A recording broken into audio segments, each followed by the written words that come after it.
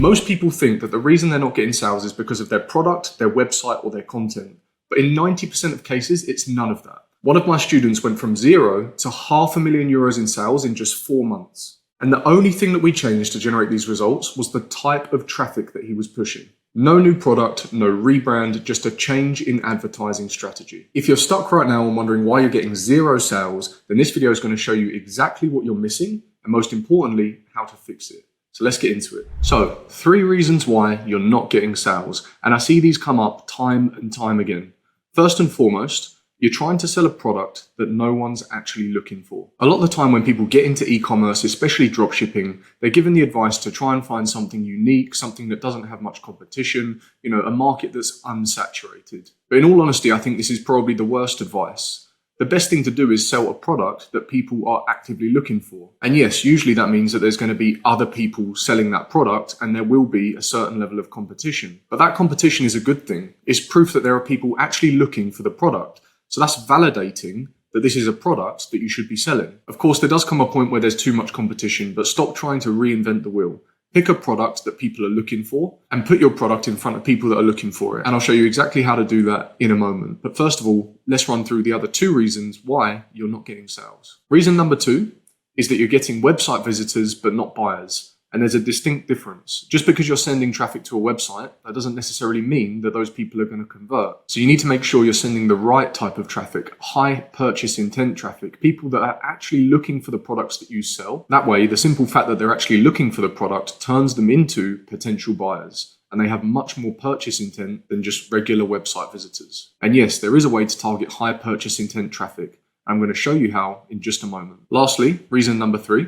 You're sending buyers to a page that doesn't sell. All paid advertising really does is puts a magnifying glass on your business and on your product. So if you have a website that's poorly configured and it's not converting, then simply sending more traffic there isn't going to improve your conversion rate. You need to make sure that the product you're selling has demand so that you can push high intent traffic to your website, which ultimately is going to improve your conversion rate. But you still need to have a good looking website that is stacked with social proof and consistent messaging to be able to get a conversion rate good enough to facilitate the advertising spend. And the problem that I see people facing time and time again is that they're trying to fix the wrong part of the funnel. But once you find the actual blocker, progress comes very, very fast. Let's start by talking about traffic, because most e-commerce business owners are wasting their time on the wrong kind. There are 2 types of traffic: interruption-based traffic and intent-based traffic. Interruption-based traffic is what you get on Meta or TikTok. Think about these platforms and how they work, okay? You personally, do you go to Meta or TikTok when you want to buy something? Or are you more likely to search for it on Google? If you're anything like me and 99% of other people, then you're much more likely to search for it on Google. Anytime that I go on social media, it's really just to be entertained or kill a bit of time. And it's the same for most people. And yet most e-commerce business owners decide to start advertising on Meta or TikTok, which is ultimately where people are going to be entertained,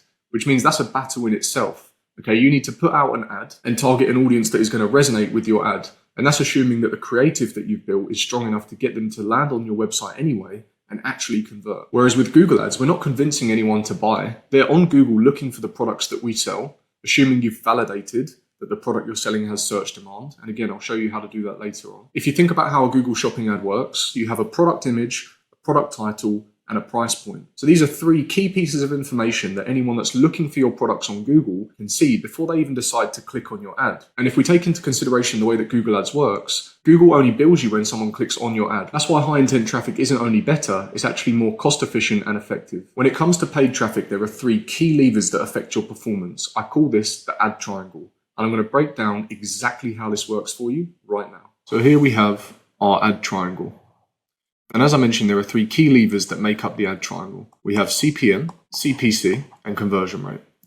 CPM is your cost per 1,000 views. Now, the reason this is important is because it's essentially your cost of advertising, okay? You need to think of advertising platforms as auctions, okay? You're bidding against other competitors for access to the same audience. So if you're in an industry where there's a lot of competition, you will see your cost per 1,000 views increase. This is why during peak seasons such as Q4, advertising costs spike because everyone's aware of that particular sales season and is willing to invest a lot more money into advertising.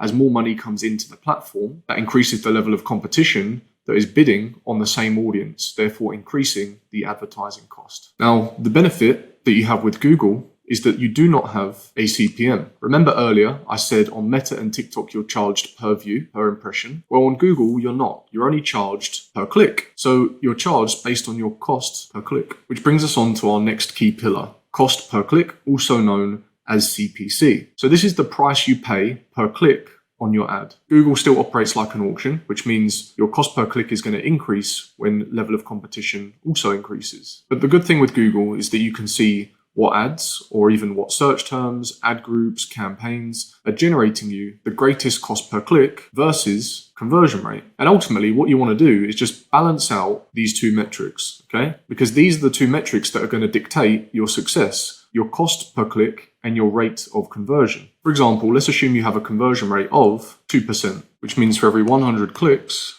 you can expect 2 conversions, which means you can expect a conversion for every 50 clicks. Now, the good thing about Google is it shows you your cost per click. And even if you don't have any existing advertising data yet, you can actually determine what your cost per click will be by using a tool called Google Keyword Planner. And I'm going to show you what that looks like in just a moment. But if we're to assume that you have a cost per click of, say, $1, and we know that you get 1 conversion for every 50 clicks, then you know that your cost per acquisition, your cost per conversion, is simply going to be $50. Similarly, if your CPC was $2 and you were getting a conversion for every 50 clicks, then your cost per acquisition would be $100. Now, the reason your conversion rate is so important is because if you can increase your conversion rate, you've reduced your cost per acquisition because you require less clicks to get a conversion. For example, if we increased the conversion rate from 2% to 3%, that would mean that you're getting a conversion for every 33 clicks. But our cost per click hasn't gone up. Our cost per click is still $1.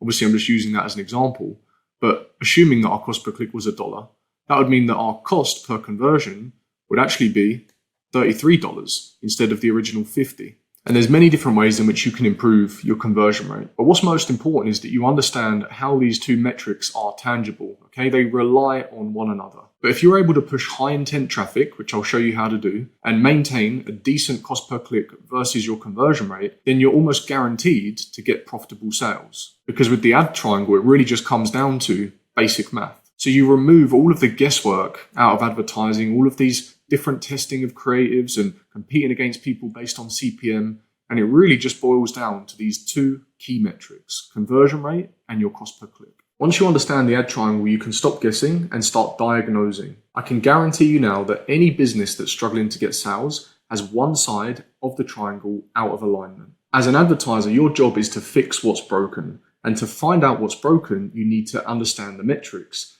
The metrics and the data always provide all of the information that you need to know what the best next steps are.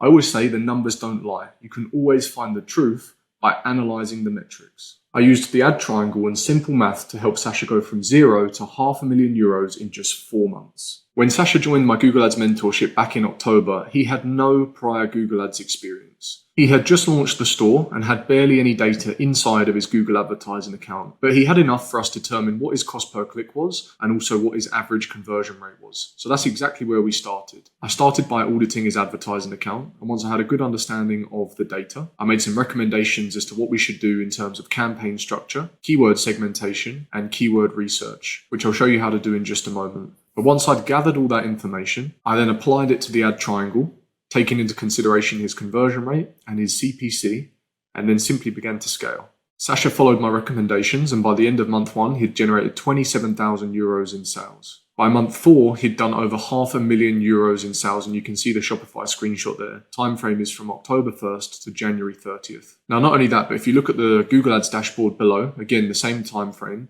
you can see he actually only spent €60,000 to generate these results. We weren't using any other advertising channels. Google Ads was the only channel that was being used to push high intent traffic. So he spent €60,000 to generate €513,429 in sales at a 742% return on advertising spend. Now that's the advertising spend that's being shown inside of the Google advertising account. But being that Google was the only advertising channel that was being used, if you actually take a blended approach, which is measuring cash in versus cash out, the true ROAS is 859% because we'd simply do 513,429 divided by the advertising spend, which was 60,400 euros, which gives you a total of 859%. And here's the crazy part. Sasha wasn't doing anything overly advanced, okay? Obviously, he had my guidance, but as I mentioned earlier, he was brand new to Google Ads, okay? So we caught up on a coaching call once per week during this period. So we had a total of 16 coaching calls from start to finish, where we simply analyzed his data and reinvested into what was working. If conversion rate was down, we would simply optimize for higher intent traffic. Improving the conversion rate then brought down the cost per acquisition, which made the CPC less relevant because we were able to convert at a rate better than before, meaning we could push more revenue at a lesser advertising cost and ultimately be more profitable. Now let's take one step back, because even with the right traffic source, your products need to have demand. And there's two ways that I like to validate demand. And I'm going to break down exactly how I do it right now. Now, first and foremost, my absolute favorite is a tool called Google Keyword Planner. Now, Google Keyword Planner is completely free to use. It's actually a tool provided to you by Google. The only prerequisite or the only requirement is that you actually have a Google advertising account. So if you don't yet have a Google advertising account, I'd recommend that you join my community. It's completely free, and it's called the Google Ads Ecom Academy. I'll drop a link in the video description. And inside of the community, I'll show you how to get set up on Google Ads the right way so that you can start using Google Keyword Planner to research and validate your products. So if you don't yet have a Google advertising account, I'd recommend you click the link in the video description and join the Google Ads Ecom Academy. As I mentioned, it's completely free. Now, once you do have your Google advertising account, you can log into Google Keyword Planner. Once you've gained access to your Google Keyword Planner account, you're simply going to go to Google, set the language and the location to be that of the location and language that you want to advertise in.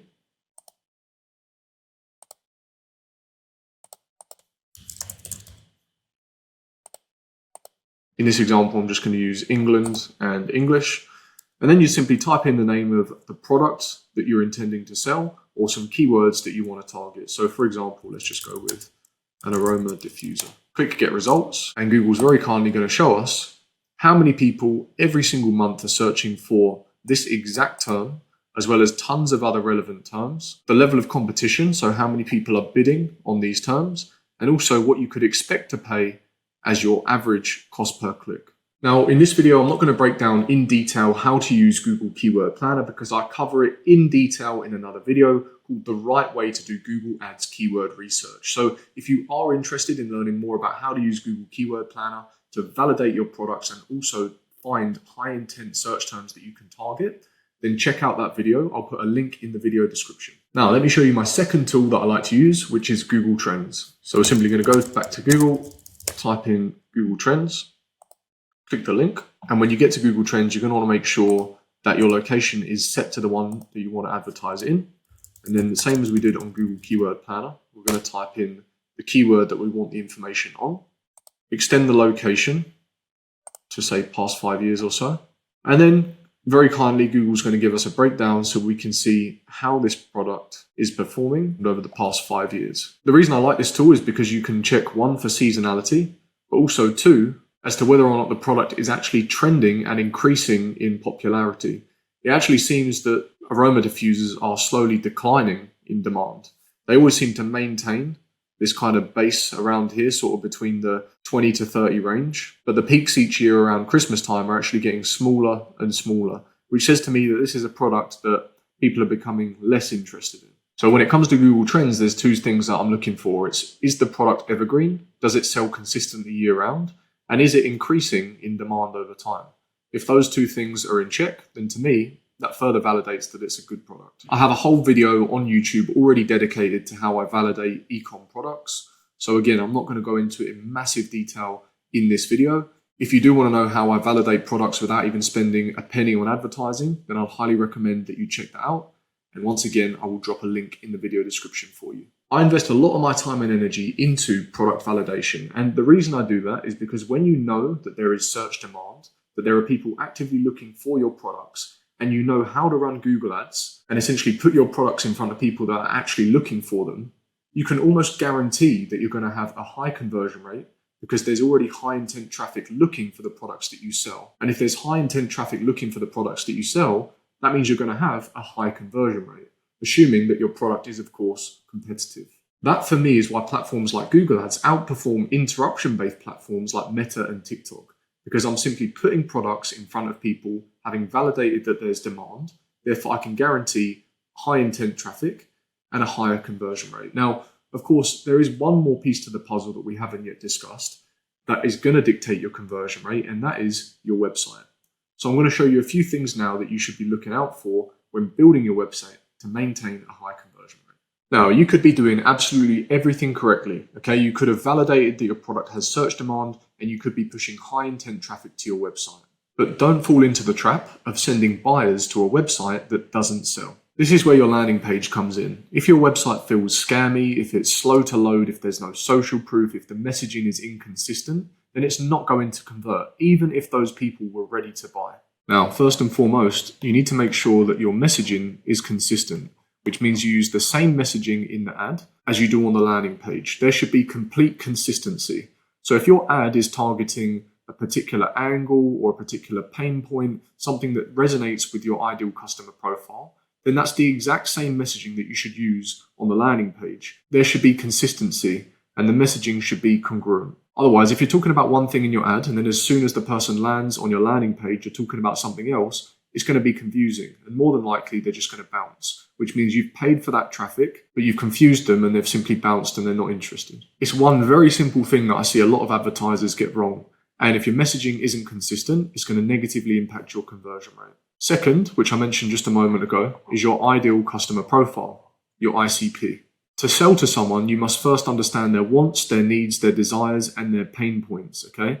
So past the point of product validation, I also conduct ICP research. As an advertiser, I want to know exactly who I'm selling to, and so should you, okay? Because if you don't understand your customer, how can you sell to them? And this also comes back to the type of messaging that you're then going to use in your ads and on your landing page, because once you understand who you're targeting, you should know how to talk to them. And ultimately, together, these things are going to ensure a higher conversion rate. Once you understand your customer, selling becomes easy. And these are the types of things that I help Sasha with inside of my mentorship program. Consistency builds trust, and trust equals conversions. Hopefully now you understand why you're struggling to generate sales. And I'm going to break down for you the next 3 steps that you should take. First and foremost, use the ad triangle to identify which side of your funnel is underperforming, either your CPC or your conversion rate. Of course, if you do decide to advertise on Meta or TikTok, you're also going to need to take into consideration your CPM. So to make this easier for yourself, I'd highly recommend you use a platform like Google Ads, where the only 2 metrics that you need to focus on are your CPC or your conversion rate. It's going to make it much easier for you to start generating consistent sales without the need to worry about refreshing creatives and CPMs. Second, I'd launch a simple performance max or search campaign targeting high intent keywords. If you're not sure how to do either of these things, I have videos breaking it down on my YouTube channel. If I drop any more links in this video description, there's simply going to be too many. So I have videos on both these topics. If you want to find them, just visit my YouTube channel and I'm sure you'll find it. Then once your campaign's alive, the next step is to monitor your metrics, okay? Refer back to the ad triangle and where necessary, improve your cost per click or your conversion rate, depending on where your funnel breaks. And my last and final words of wisdom would be don't overthink it, okay? Perfection at this stage is not the goal. Progress is, okay? You want to launch quickly, review your results, and optimize as fast as possible. And the best way to do that is by simply getting started and taking action. Speaking of taking action, hopefully this video has helped you see where you might be going wrong. And if you're ready to fix it, there's 2 ways in which I can help you. First and foremost is I would recommend joining my free Google Ads Ecom Academy. Inside, you'll find everything that you need to get set up on Google. It's completely free to join. Simply click the link in the video description. Second, if you want to shortcut your success and work directly with me on a one-to-one basis, just like Sasha did, then consider applying for my one-to-one mentorship program. Again, I'll drop the link in the video description, which you can click to learn more. I will personally help you build Google advertising campaigns from scratch, even if you've got no prior Google Ads experience. That's all for this video today. Hopefully you found it useful. If you did, please drop a like, comment, and subscribe. I really appreciate it, and there will be more videos coming soon.